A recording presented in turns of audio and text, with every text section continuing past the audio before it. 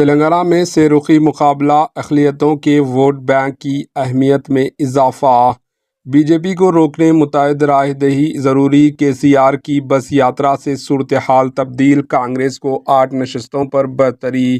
تلنگانہ میں لوک سبھا الیکشنز کے لیے 17 نشستوں میں پرچہ جات نامزدگی کے ادخل کا مرحلہ مکمل ہو چکا۔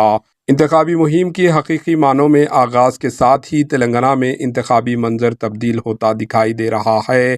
پرچہ نامزدگی کے مرحلے سے قبل بیشتر نشستوں پر کانگریس اور بی جے پی کے درمیان راست مقابلہ دکھائی دے رہا تھا، لیکن پرچہ نامزدگی کے مرحلے کی تکمیل تک بی آر ایس بھی انتخابی میدان میں دکھائی دے رہی ہے۔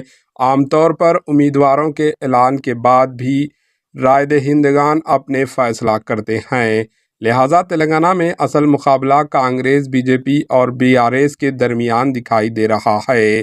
بعض ارکان اسمبلی اور سینئر قائدین کی کانگریس میں شمولیت کے بعد محسوس ہو رہا تھا کہ بی آر ایس انتخابی میدان میں پیچھے رہ جائے گی، لیکن تبدیل شدہ سیاسی حالات میں بی آر ایس نے دوبارہ بعض حلقوں میں اپنے موقف مستحکم کر لیا ہے اور دو رخی مقابلے کے بجائے سے رخی مقابلہ دکھائی دے رہا ہے۔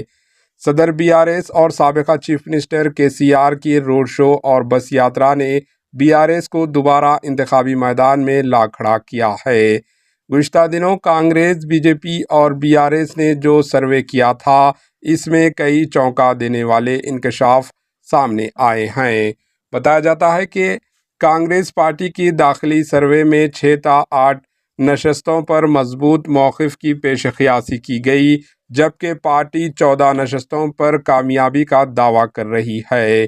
بی جے پی جو گزشتہ دونوں تک 3 تا 4 نشستوں پر کامیابی کے بارے میں پر امید تھی، تازہ ترین سروے میں 6 نشستوں پر مضبوط موقف کا انکشاف ہوا۔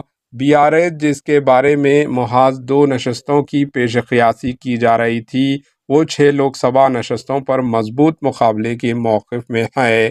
بتایا جاتا ہے کہ بی جے پی عادل آباد، کریم نگر، نظام آباد، ملکاج گری، سکندرآباد، محبوب نگر اور بھونگیر پر توجہ مرکوز کر چکی ہے اور پارٹی کو امید ہے کہ کم سے کم 6 نشستیں اسے حاصل ہوں گی اور گزشتہ کے مقابلے 2 نشستوں کا اضافہ ہوگا۔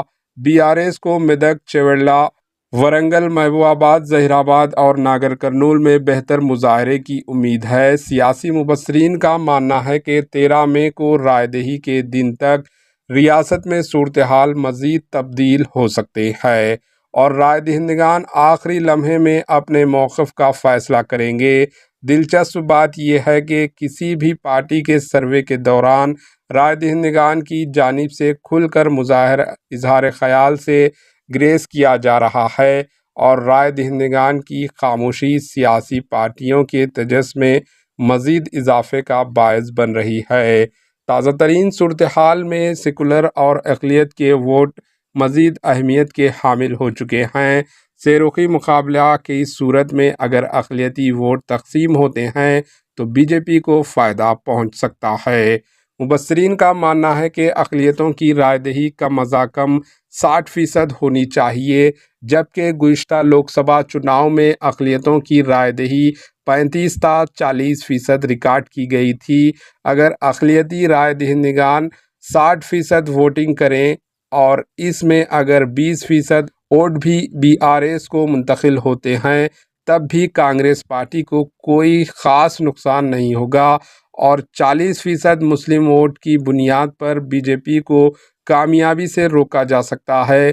موجودہ حالات میں مسلم رائے دہندگان ووٹروں میں شعور بیداری وقت کی اہم ضرورت ہے، جس کے تحت نہ صرف ووٹ فیصد میں اضافہ بلکہ متحدہ طور پر طاقتور امیدواروں کے حق میں رائے دہی ناگزیر ہے۔ Bureau report, AHN news.